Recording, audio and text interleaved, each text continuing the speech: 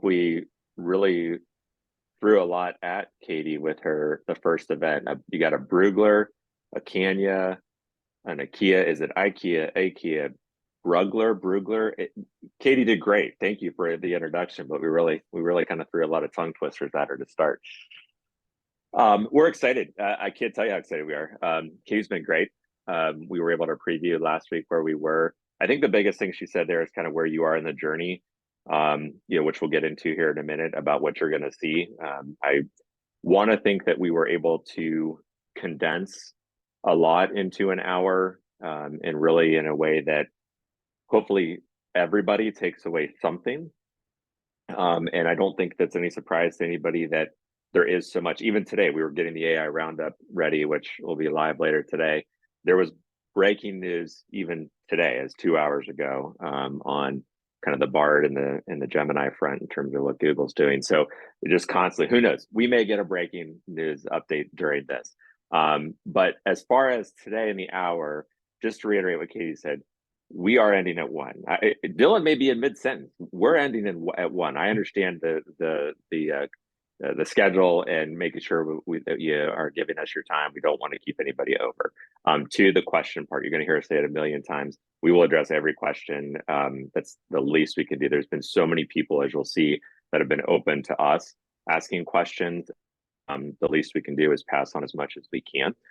Three, Dylan and I are going to bounce around. You're going to find out we're real casual. He and I have done this a couple of times, and it really plays out well with that Dylan's background in terms of kind of the analytics and the technical side of what he's seen versus kind of the macro view of what I'm seeing. We're hopefully going to give you a nice little view today of that. So, Dylan, you want to say hi? We'll start with you. Why don't you introduce yourself in terms of where we are with our bios, and we'll get right in. We won't even go back to our bios. Let's just go ahead, introduce yourself real quick, and then I'll take it over. Hi. All right. Thanks, Ben. I'm Dylan Kanya. Like you said, I'm a digital analyst here with IKEA. I've been with the company for just under 3 years now. And really kind of where my focus is the digital space in general. Metrics is obviously my love, but AI has definitely taken a large spot in terms of what I enjoy reading or researching. And I've actually been following it for just about the last like 8 years or so. So even though generative AI is fairly new, AI as a concept has been around for decades now, and is really just turning into the impact of us. So looking forward to really kind of going through this and how it affects our industry as a whole. Great. Yeah, and so you get to meet me there real quick. I'm Ben Brugler. I'm CEO and president of IKEA. I've been there for 23 of my 24 years since I left the warm and cozy confines of PR Kent, which I still love to this day. My daughter, who is a senior, decided to say, forget you. She's not going to Kent. She made Dylan very happy. She's going to his alma mater up at BG.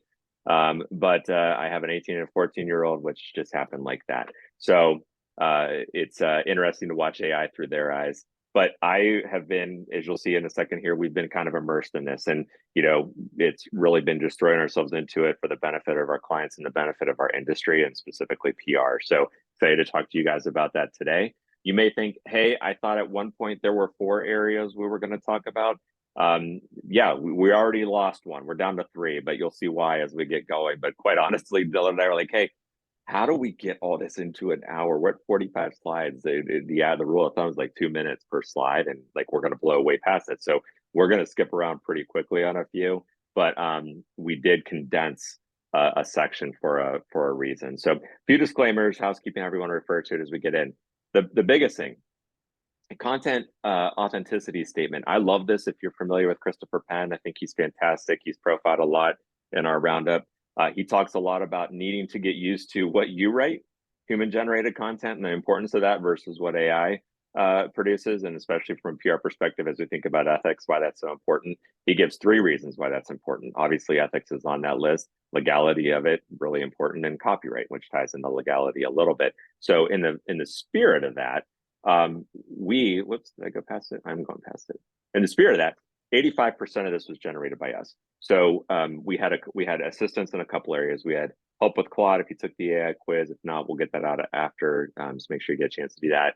The AI glossary, which we're going to get into, some of the crisis scenario pieces, tracking some of the trends, and then some of the images you see, kind of like this creepy image here, which Midjourney likes to push the limits a little bit. So wanted to make sure you guys understood that. Second, I would look at us as your AI analysts. You know, a lot of what you're going to see here in terms of original content, meaning Ben, Dylan, or Akia generated it. No, that's not our field. Our field is taking all this information, using it, applying it, and having it make sense for our clients. Which I'm sure a lot of you are probably wondering, like, how do I get this to make sense for my internal clients, external clients? So really, over the last 11 months and growing, we have been fully immersed in this. It has not been a toe. We have dipped more than that into this, really jumping in podcasts that we're annoying our coworkers with. Listen to this, listen to this. Dylan's reading this. I'm watching that. We've been going. This Dylan was at Macon last year. We have done everything we possibly can to get fully immersed in this for the benefit of this type of conversation. You could look at us almost like your human aggregators, looking at all the information that's out there and hopefully bringing some value to your world. As you're going to see throughout here, these like the little blue boxes or call outs, I wanted to make sure we were paying off these. There's so many, but probably 80% of what we track are in these names here. You cannot go wrong. Marketing AI Institute is in our backyard. Paul, Mike, Kathy, they're phenomenal. That weekly podcast is amazing. I'm telling you, if you're not listening to Paul and Mike break it down weekly, you're missing out. They really are just phenomenal. So Dylan, third thing. Yeah, finally, we want to make that disclaimer that all of this information is accurate as of right now, February 8th, 2024. And really, why do we say that? Well, it's because the AI that we're using today is the worst version of AI that we'll ever use. This was something that Ethan Mollick presented during MyCon last year and really resonated with us because if you've been following it at all in terms of when ChatGPT was released on November 30th, 2022, we are exponentially further ahead than we ever thought we would be with AI, and it's only been just over a year when it comes to the developments and the processes and the technology that is improving sometimes daily with these different organizations that are developing these generative AI tools.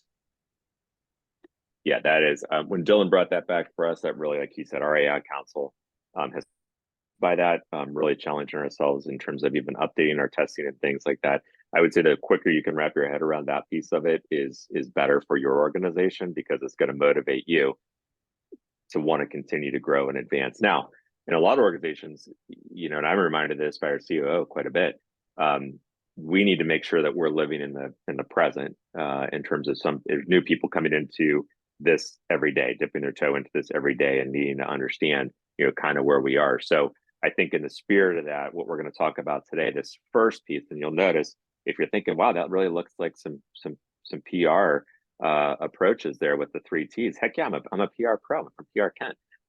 We have to go over what are we going to talk about today? Then we're going to tell you, and then we're going to tell you what we told you. So first up, how did we get here? And actually, wait a second, where are we exactly? Dylan is going to walk us through a majority of some glossary terms, and I want to make sure, please, if you're watching, you're like, I know this. Is this even we're gonna get into the good stuff? Yes, we will, but these terms are really important because they're going to, a lot of what you're going to see, not just here today, but going forward, is going to be rooted in these specifically. So we're going to do a quick glossary check and make sure we're on the same page. Dylan's going to do his best Chris Berman impersonation. He's going to jump on, do the fastest 2 minutes in AI history, as he mentioned, back to November 2022. A lot has happened, as you know. Second, we're going to get into those 3 areas where AI is going to impact us the most. Try to break it down and from a modular standpoint of kind of the big picture, some key figures and stats and trends, and then how we can apply it and what we should be looking out for. And then finally, there's some bonus content Dylan's going to bring us. It's not exactly PR specific, but things that we, as the natural, curious PR people we are, will want to know, because we don't stay in our own lane. What fun is that? So what terms do we need to know when it comes to AI and generative AI? So first and foremost is artificial intelligence, aka AI. What it is the simulation of human intelligence by machines.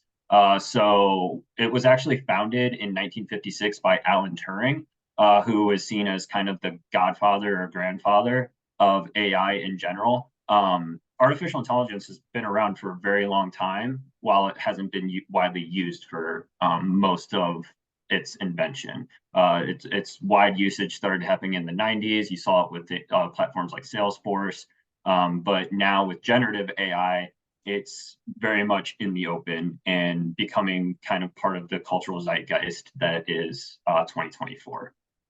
Machine learning. So it's the scientific study of algorithms and statistical models, which the computers use to perform specific tasks without using explicit instructions. So instead of giving it a line of code, for example, and saying execute this code, you are giving it you are asking it to do something or read something and then just leaving it to its own devices.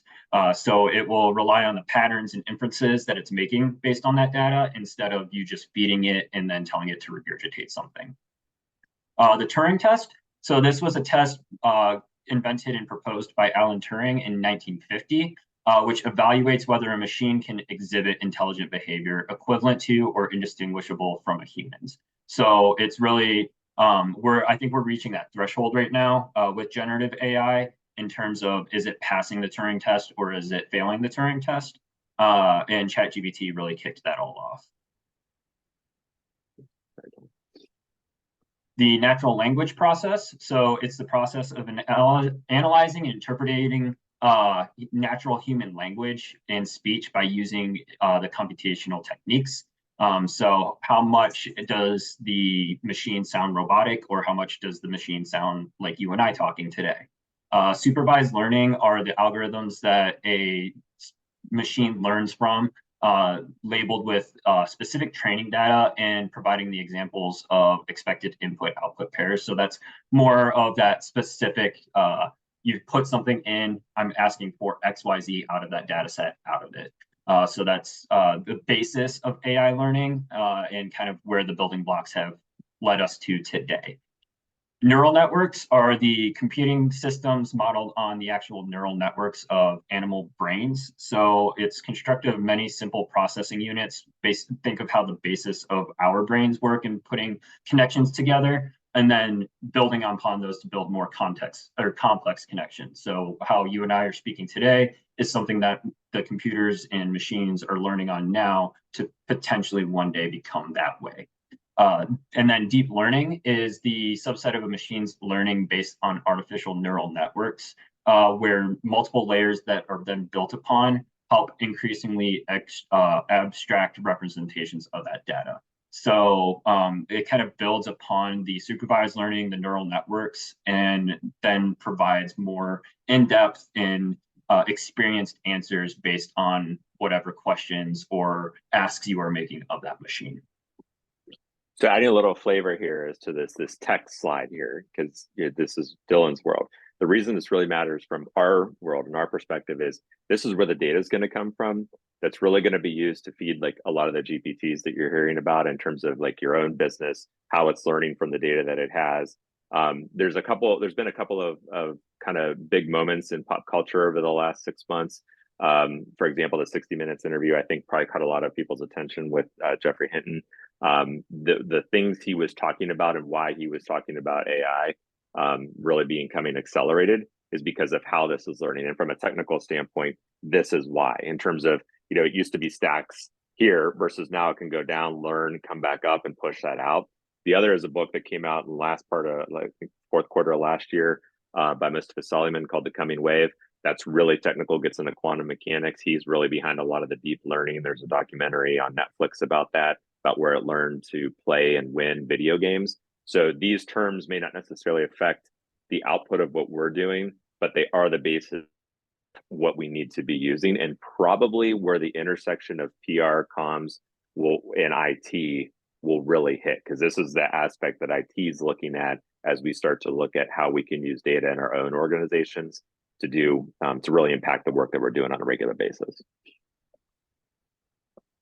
Yeah, and so the last part of that, and something that you might be hearing in your day-to-day work and even outside of work, just as you're looking into things or investigating things, are Large language models, also known as LLMs, these are the actual systems that AI is trained on, where is provided huge amounts of data, usually from the internet. So things like GPT 3.5, for example, were built on just crawling the internet as it was available, in which it can build a statistical model then to predict what is coming next. So as you are typing in questions or asking answers, it's using whatever LLM the system is built on in order to provide you your context.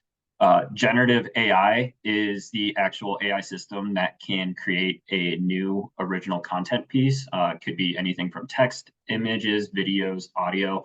So a lot of the controversy or non-controversial, pieces that we're seeing either in the news or in our day-to-day lives, that is actually coming from what is called generative AI.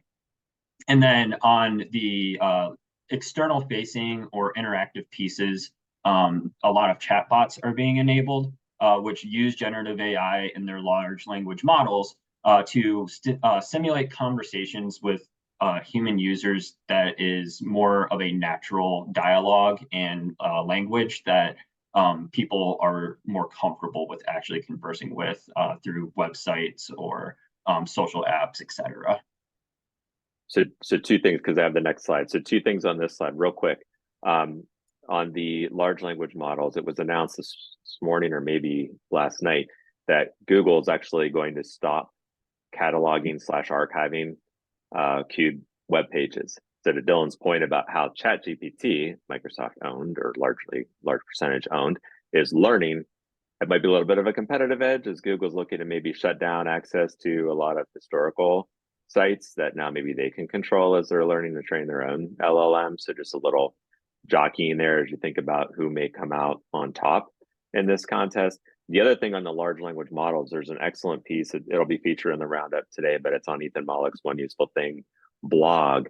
If you want to go to it, even while we're talking, there's beautiful imagery about how LLMs are trained to learn, and it shows you then correlates to how we are using it and what we're doing to produce it. It's a really great graph to show the learning curves on LLMs and what's happened since they've been trained versus how we're using them. So a lot of science going into this learning that I think we're not even really prepared to understand, but interesting to watch it unfold in real time. So I have this slide, two quick definitions that we threw in here because they're emerging, and you're going to hear a lot about them, and you probably have. AGI is artificial general intelligence. It's kind of like this confusion, generative AI, and this is where I was last fall, generative AI and AGI. AGI is kind of like the holy grail, people thinking that, yeah, it's attainable this year. OpenAI, of course, ChatGPT 5 is going to be it, versus no, it's never attainable and it's a pipe dream, don't chase it. But the fact that the artificial intelligence can basically exceed what we can do, and that scares some people. And if you listen to Paul's take on his podcast about what happened with OpenAI last year, that may have been what was behind some of the things that happened in the boardroom there. The second one is probably more of a little, right now it's like this, but I would really pay attention to this, effective accelerationism, or the EAC movement, because when you first hear about it, I first heard about it on the podcast Hard Fork, which is New York Times, Casey Newton, but they're talking about this, what they called a subculture. They were joking, is it a cult? But it's basically saying they're going to do everything they can to protect the advancement of AI. Machine, kind of like this machines have a right type of thing. What are their labor rights? Is there a union for AI? That's not what they said. That's my take, but you get the point. In terms of how they're looking at AI and accelerating, they actually put themselves on the opposite side of people that are doomers and saying like this is ultimately going to end in a really bad way. They want to accelerate it. And the reason I bring that up and here is because one, it's getting national attention. Two, are the names that are starting to be affiliated with that. So if you're on Twitter or X and you see EAC in parentheses next to people you're following in this space, they are a member of this movement. They belong. They believe in this movement. So wanted to throw those two at you. Won't really come up much today, but going forward, now that you've kind of heard it, and if you haven't already, I think you're going to start hearing a lot of that. So fastest 2 minutes. Obviously, I'm not Chris Berman. I do not have his animations or his voice. So I'm not gonna be able to replicate it for any of you football junkies out there in terms of the true Chris Berman of it. But we wanted to take you through a quick timeline of really what has happened since the introduction of ChatGPT on November 30th to through January of this year, and also now having the big developments of Gemini taking over Bard, which was, like Ben had just referenced, just announced yesterday. So where we started, November 30th, OpenAI introduces ChatGPT to the world, and really becomes a new technological arms race in a brand new developed world. January 2023, it's really just money. Microsoft decided that it was so worthwhile that they invested 10 billion into OpenAI and started incorporating it into their tools almost immediately. February 2023, it's really starting to get crowded in this space. Google Bard's here. Microsoft starts assimilating with all their products. We're hearing more about items like Claude, Midjourney, etc. DALL-E, for example. DALL-E is another OpenAI tool. It's really starting to kick off in a bunch of different spaces for text generation, image generation, video, etc. March 2023, OpenAI releases its ChatGPT 4. Midjourney releases its 5th version of the platform. We have Firefly from Adobe and Copilot from Microsoft. Oh my, it was a lot. It really was the new iterations or the new developments that these companies were actually working on in the background.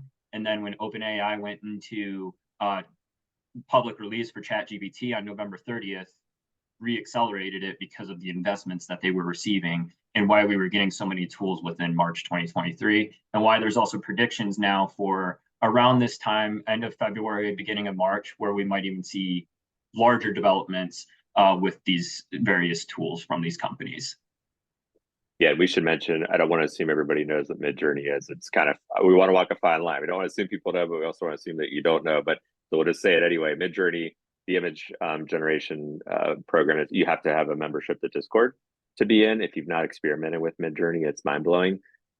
Truly, you can drown in the imagery and what they create.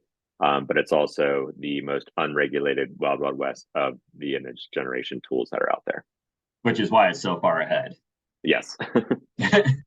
May 2023, we actually saw our first regulations or thoughts of regulations with generative AI. We got hearings within Congress, and then Hollywood decided to strike. A lot of this was actually because of the generative AI movement and studios looking at using those tools to supplement some of the writers and actors, and was a large talking point during those discussions. In June, $4.5 billion was invested in AI by Salesforce, PwC, and Accenture, really opening it up more towards the business aspects of our day-to-day lives, and them trying to incorporate it within their tools, getting a leg up on their competition. In July, Meta released Llama 2, which is their large language model, and similar to like a ChatGPT or a Google Bard, which is now Gemini. But instead of it being within its own platform, it is open source, meaning that anybody can grab the coding that is used with Llama 2 and develop tools based on it. So, very much revolutionary in the space, allows for a lot more competition when it comes to the technologies being developed. Also, the AI leaders for these companies announced a self-regulated organization. We haven't really heard much since then, but they are still in discussions about how they want to really see AI technology develop, based on knowing that governments like America are slow to regulate for these different technologies that are emerging. November 2023, or September was Amazon and everybody else. November was OpenAI's Board and Chaos. So Ben made reference of the Sam Altman issues and potentially the rumors around AGI actually emerging based on OpenAI's developments. So that was really kind of what made waves in what is happening now within the new year. of kind of how the development is working, who's supposed to be running it, how are we supposed to be running it, is there moral and ethical values that we should be holding, or what moral and ethical values we should be holding when developing these new tools. December introduced Gemini in 2023 of December, and the European Union Act was actually passed.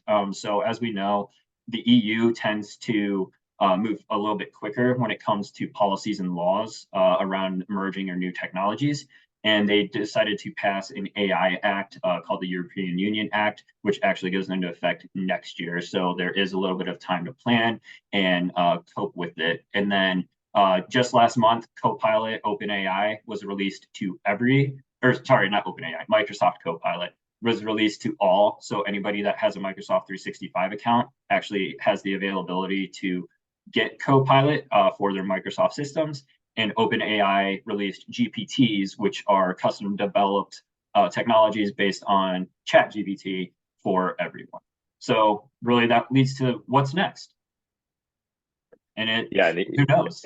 As you were talking about the European Union Act, this morning again, and these headlines just happen to pop up as we're getting ready for the roundup and whatnot. But it'll be really interesting to see. So Italy said ChatGPT was in violation of GDPR, European GDPR. So it's going to be really interesting without the European Union Act is until 2025, but these things are happening now. It's a long way off, just in considering how much can change from day to day. So worth mentioning, because when you think about it from that perspective, the things we're tracking from a corporate comms standpoint, how messaging is being done in our different channels, these things we of course need to be aware of them, but just how fast they're changing so we can be in the best position to counsel. So he didn't do that in 2 minutes, but it's okay because it was really good stuff and I interrupted him too. But so how's all this connected? This is a Midjourney image here. Used some of the IKEA colors, brought it all together. I thought it was pretty interesting. But what does all this mean? Why do we take the time to go through all that? So here's the thing. I'm going to assume everybody here has a really solid PR background or loves the idea of PR. I'm a PR purist. I graduated in 2000. And I've really always kind of felt that PR is at the core of communication strategy, period. We have a responsibility. I was taught to think that way from the beginning. So some lines here, and you're reading these as I'm talking. I'm not going to get through all these, but if you look at the things that are in these bullets, these are really things that have never changed for us. Whether it, if you even go back to 2000, understanding how websites work, please don't laugh at me. I saw Macy's on here. Don't laugh at me. I'm a Gen Xer that lived in how we bring websites to life and how we start working with email marketing and channels, and then how we start talking about social media. I was telling somebody the other day, it's like clients like, why should I listen to you about AI? And I was like, well, remember when I brought you that really weird thing called Twitter? And you were like, why should I listen to you about Twitter? This is why you should listen to us about AI, not me and Dylan, but the people that are in our shoes right now, PR professionals that are tracking this. And when you see all of these things here, these all apply to all the things that we've done really over the past 20 years, but they apply to where we are right now. The ethics of AI, understanding it, understanding the technology and the knowledge that comes with it. And of course, the authenticity and trust factor that goes hand in hand. We could present a whole nother hour on that, but that's really at the core of what we're trying to do is build this trust with our publics. And if these things look familiar, if you haven't figured it out yet, these are pulled from the National PRSA site. These are their codes of ethics and in line with their challenges to the PR profession. And you can just plug in AI and where we are right now as it applies to what we've been tasked with from a PR standpoint. So when we talk about what our responsibility is, there's a couple of areas. Those three areas that I think matter the most. One is media relations, two, crisis communications, and three is C-suite consultation. And I have a lot of convictions around that third point that I'll get to when we get to that point and why it's included here. So first, that media relations, kind of the heart of what most people think public relations is outside of event planning when it gets down to it. And you think about PR and where media relations is right now in the big picture. So I'm not going to throw a ton of stats at you because chances are from a PR and channel perspective, you're living it. But the big one that we should all be concerned about is 90% of online content could be AI generated by 2025. So I want you to think about that as we're talking about what we're talking about today, that if it's AI generated, all the way back to that first slide when we said, 85% of this was generated by us. Kathy McPhillips from the Marketing AI Institute has talked before about the value of human generated content, which at first it's like, yeah, okay, well, why is what we're doing more valuable? Well, it's because what we're doing is going to become less frequent. The way we write about it, the experiences we're going to be talking about, how we frame up the story, the trust that the human factor can build into our message is going to become extremely more valuable. And when you think about it from a content strategy, but then as you're thinking about how you connect with media and the stories that you're telling and the news that you're conveying. So, and I'm going to give you two examples as we get in here that's going to really kind of shake that a little. So principles of practicing PR, never going to be more critical. Messaging, simple, supported, trust, authentic, all the things you're hearing, that times 10. Blocking and tackling of media relations, it's going to be done a lot faster. My first job when I came out of college was starting to look at, I worked in FileMaker Pro and I had to go in and start calling people at the different trades and building media lists and taking clips and things like that. Yes, I'm totally dating myself, but you think about those things in some form, they never go away. That's going to become a lot more automated, leaving time for us to really sink our teeth into that core, that messaging piece. Brand voice and authenticity I mentioned, but those things I think used to be benefits of a strong PR strategy. Now they're going to become the PR strategy. They have to be core foundation of it. Probably nothing new to people in the PR industry. You probably thought that and wanted that.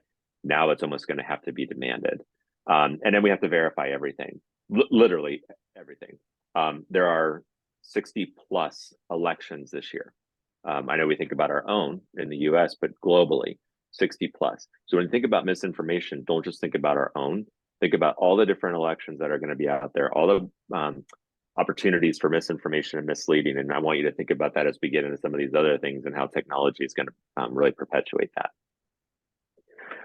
So let's zoom in. So let's look at that again. 90% of online content going to be AI generated. We talk about the value. Truly, that's not me saying it. That's groups and organizations as credible as the Marketing AI Institute, like we said. A lot of what we're reading in those names I mentioned way at the start, that's where they're placing the value is what we're doing. And when you think about what organizations and executives and C-suite need to be building around, that's really the work that we do. AI is the background right now, of course, but what we do at our core is that. So when you think about that, what are we doing from a PR aspect to really raise our own value? There's a couple of things we're going to talk about in a second. I put here, and I kind of played this out through the three. You're in trouble if. I think a lot of people in AI, it's like the technical side of it. But if you think about the human side of it, the things that we've always done from process and our own regulation and how we manage our teams and our strategy, you're in trouble if we don't have a firm, clear, differentiated messaging strategy. That's not new news to you guys. But all of a sudden, that's going to become a lot more in demand, whether people realize it's specifically that or not. That's where our value is going to be. That's what excites me about the potential of AI, is that let's clear the decks. We have a chance to really, from a freedom standpoint, tell our true story, because there's going to be so many other organizations and people that are going to leave it up to the tools to do it. We have a place to actually stand out. We can leverage the tools to move faster, refine things, but we have a real chance to own who we are. Otherwise, if we're not doing that, our message, our brand position, all going to be taken advantage of and get watered down. So we did promise some tools here. You'll see Dylan and I, we've done a lot of testing at IKEA. We've worked with clients on different types of tools that they're using. But this isn't the presentation for that. We're going to get into all of them, but we wanted to make sure we gave you some. So ways to use generative AI that isn't violating your client's legal process and IT process, things that you can use in a generic way that doesn't violate any copyright issues or anything like that. So do use it for media list building. If you're using Propel, if you've been emailed by Propel a lot in the last 6 months about their AI tools and how to use it, check it out. It's worth the demo. What I don't like necessarily is how they automate pitch emails, because I don't like automated pitches and emails. As long as I've been in this business, I've wanted it to be personalized. That's the one thing I think like they're probably taking a little too far. But as far as automating the rest of it, really good. That's why I say don't use it for writing your pitches. ChatGPT 4, please, as we've heard on a lot of podcasts, spend it $20, upgrade to 4, because it's a huge difference between 4 and 3.5. Huge. Use it for headline ideation. Again, no specifics to what you're doing. Maybe just somebody you can brainstorm with. Use it for subject line generation for your emails.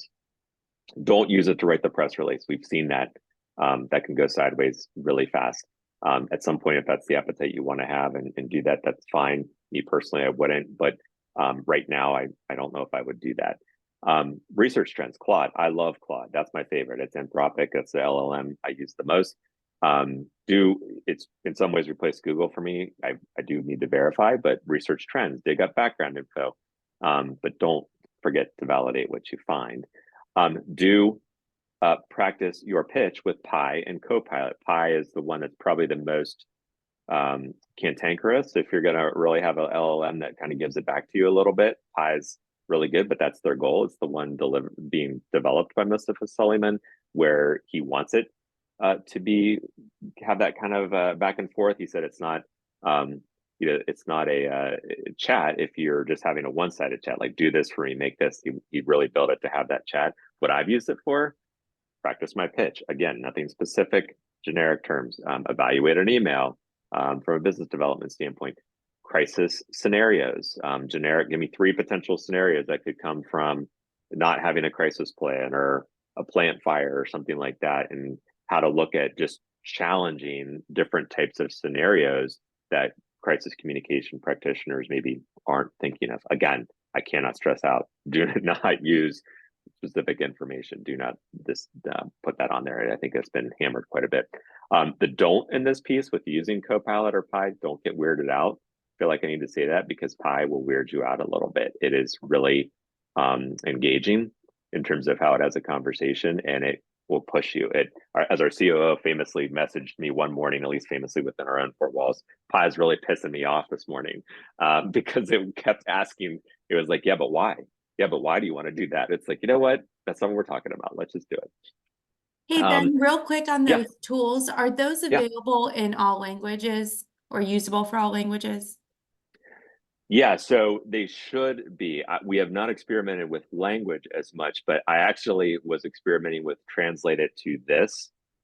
So you can use it for that. I don't know like the volume of it, the depth of it, but I'm pretty sure from what I've seen with the data that's being used, I haven't heard any that have had like real obstacles with language yet. Thank you. Yeah. So 2 things. One to watch out for. The rise of automated journalism is right here. Sports Illustrated. If you didn't see it, I'm sure a lot of you have seen it. Drew Ortiz is not real. Sports Illustrated was creating fake journalists, image generation and bios, and writing articles that weren't real through AI under those names. This was not like a year ago. This was a month ago. Sports Illustrated has since shut down. But this was a major issue, challenged really, like especially in a year where there's a trust issue anyway, what we're seeing. Now this, I got to get out of here and bounce around a little bit, so bear with me, but I'm going to click out to a site for a minute. And so if you can bear with me while I'm doing that.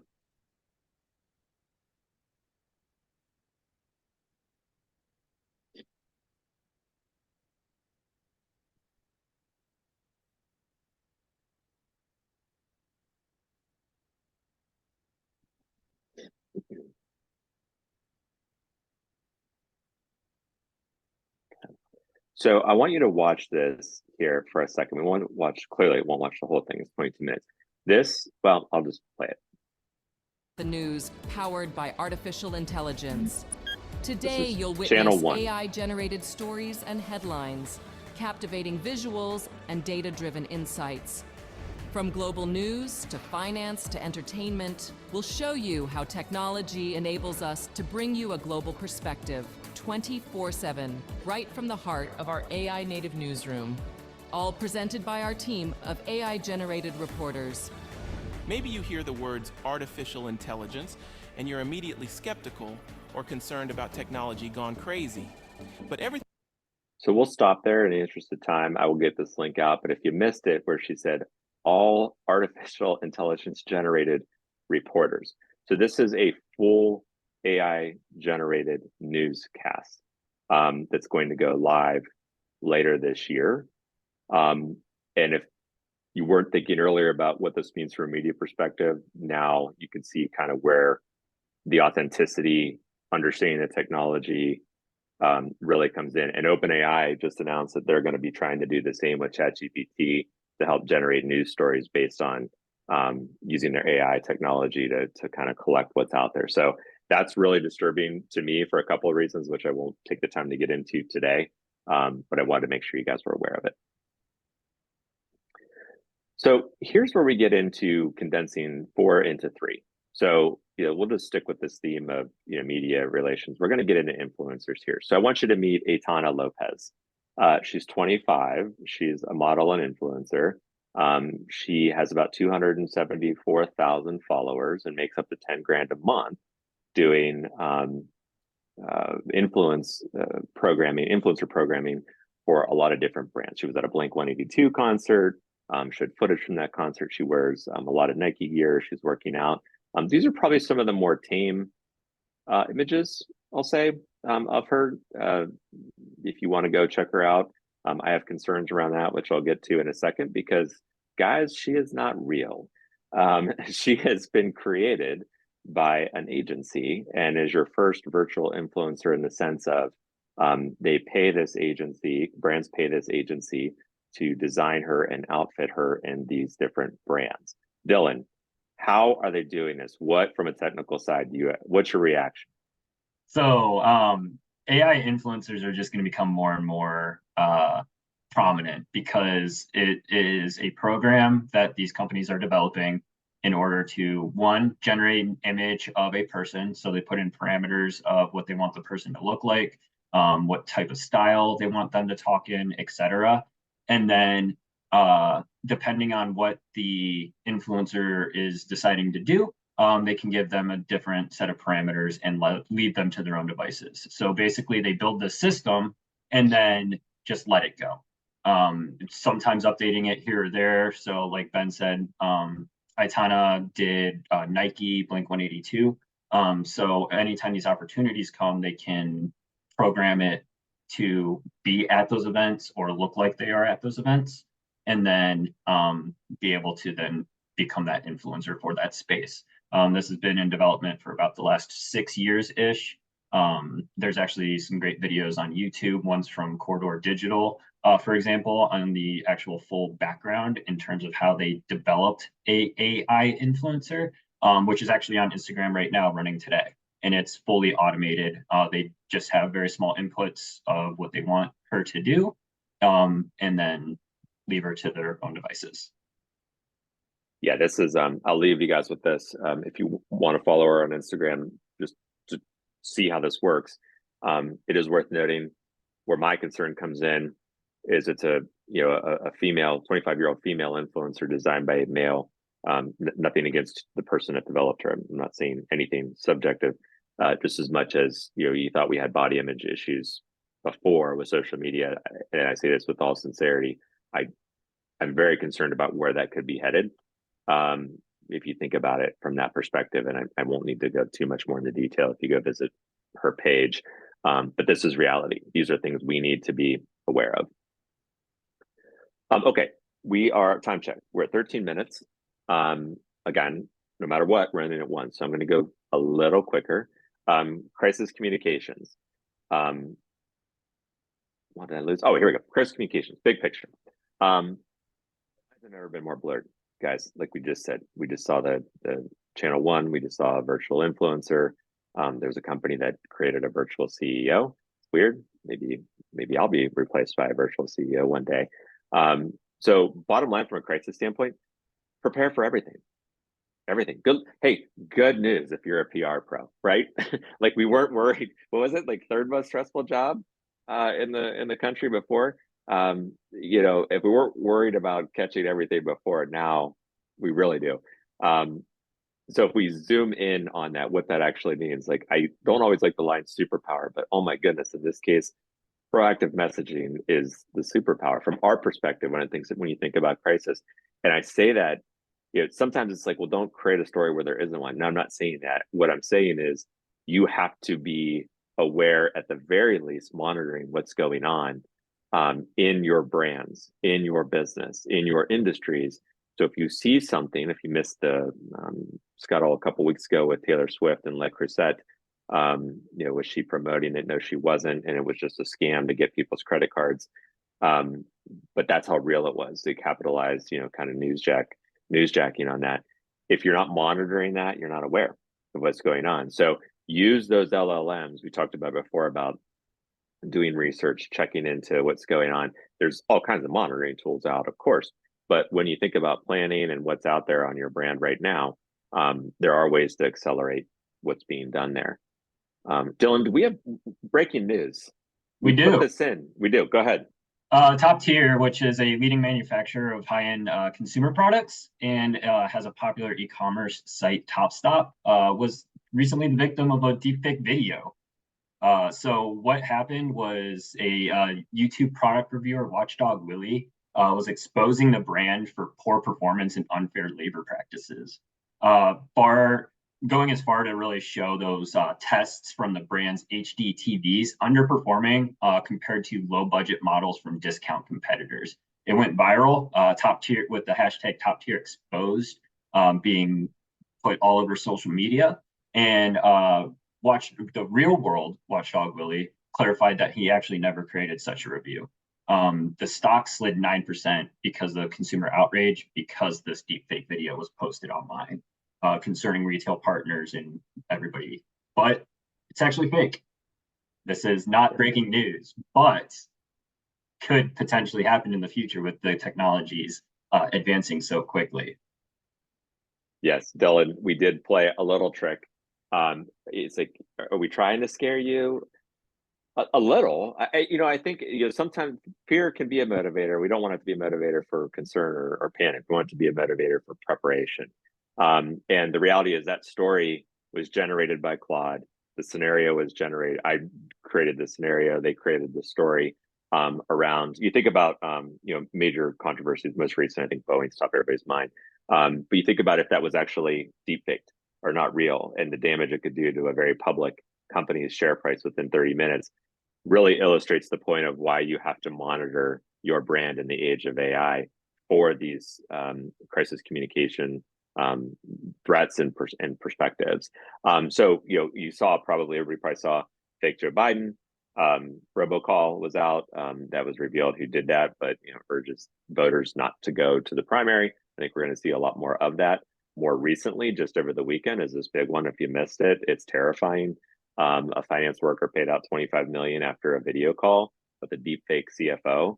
Now, what was interesting is this person thought it was suspicious anyway.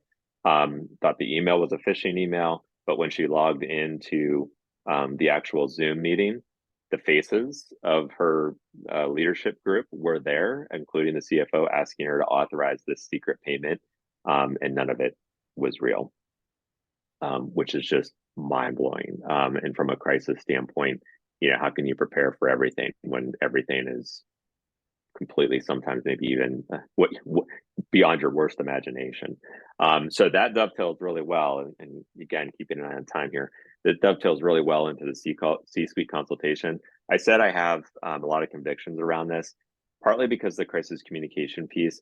I think it's always been said PR pros have to fight for a seat at the leadership and business table, and that's gone away a little bit in the last 20 years, but still, our stuff's not necessarily always in the day-to-day as much as maybe the normal day-to-day flow of business. However, by not stopping and acknowledging this and having that ear of the C-suite and of your leadership team of what possibly could come, we don't want them to be panicked about everything. We just want them to be prepared for everything, because looking, and not even from an AI process standpoint, are you accounting for that in your HR strategy?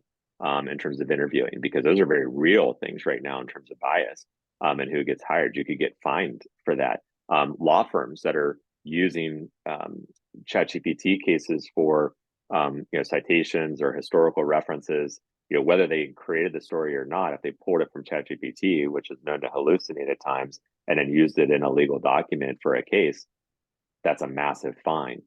So you think about services like IT, legal, HR, that are exposed to these types of programs and how it affects you and your day-to-day job. That's why I think it's really important. So I mentioned this here a second ago of what we're talking about.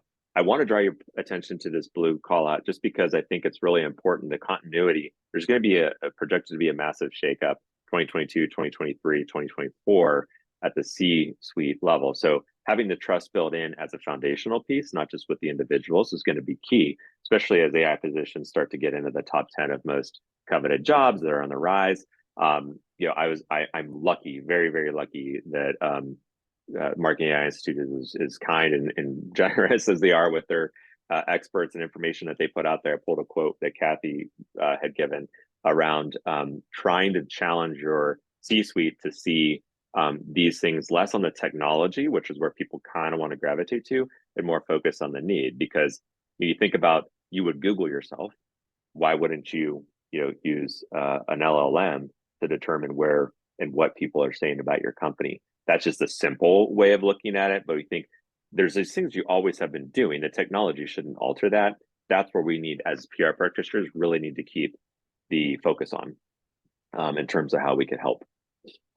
So a couple stats from you. Again, he's here, but it's really important. 3 types of businesses, and Paul's really preached this from the start.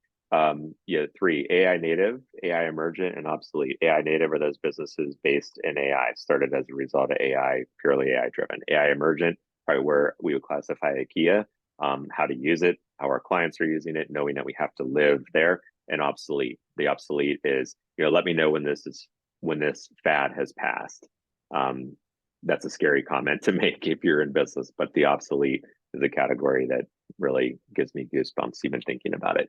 A couple of stats from LinkedIn I think are important too, as you're talking to leadership about why this matters, is where people stand globally about the impact on their jobs. And this has been well documented beyond just LinkedIn, but more than half now, year over year, compared to last year, think that AI will impact that. And that, corporations are starting to have a positive turn towards that, at least that's their expectation, that it'll have a benefit on what people are doing. So again, not living in fear, living in preparation and opportunity is the voice we really want to take when consulting our internal clients and leaders. Can't go forward here, I locked up. We're going to skip ahead only because I don't want to cut Dylan off at the end. But 4 steps here that we pulled from this was a AI for agencies presentation done, but I think it applies to a lot of companies. Sometimes the best place to start is the beginning. That's what is easy to forget sometimes. But these 4 things, take AI out, really shouldn't look any different to anybody. It's the same thing as approaching any aspect of your business. You could even go 3 years ago to remote work and how we were dealing with the pandemic. What is required? Education and training. You have your internal counsel. IKEA has a counsel and advises a lot of our clients on how to get a council together and who should be on it. What are those responsible practices within your company that could be part of your handbook, onboarding and whatnot, and apply to different areas of the business like HR, like we were talking about. And what's that assessment? Where does that assessment start in the jobs that are there? How do you AI proof for future positions that come in, people that have AI capabilities as a base, positions that have AI training as a base? So just some basic building blocks to start on there as you have the conversation internally. But wait, there's more. So like Ben said, we don't like to stay in our lane, and sometimes we like to sell you that extra knife that you never knew you needed. So we are PR people at heart, but we never stay in our lane because where's the fun in that? So some other things that you might be hearing around the industry in terms of where generative AI is going. Google's search generative experience. This is considered Google's next big update to search, where it's actually going to be using its generative AI, Gemini, to assist with general searches by users. Google has the largest percentage of voice in terms of overall searches, about 95% still. So when SGE goes into experience, a lot more people are going to be exposed to generative AI and what that looks like in the future. What does generative AI and language have to do with it? So there's platforms being developed that allow native video. So even the webinar that we're presenting today, the video and audio to be translated into any language while still holding the value of that native video and audio. So it'll look like we're speaking that language, talking that language, using those mannerisms in order to present that way. And actually, we have a very cool video done by Ethan Mollick with one of these tools that present the native audio and video, but all of it is actually AI generated.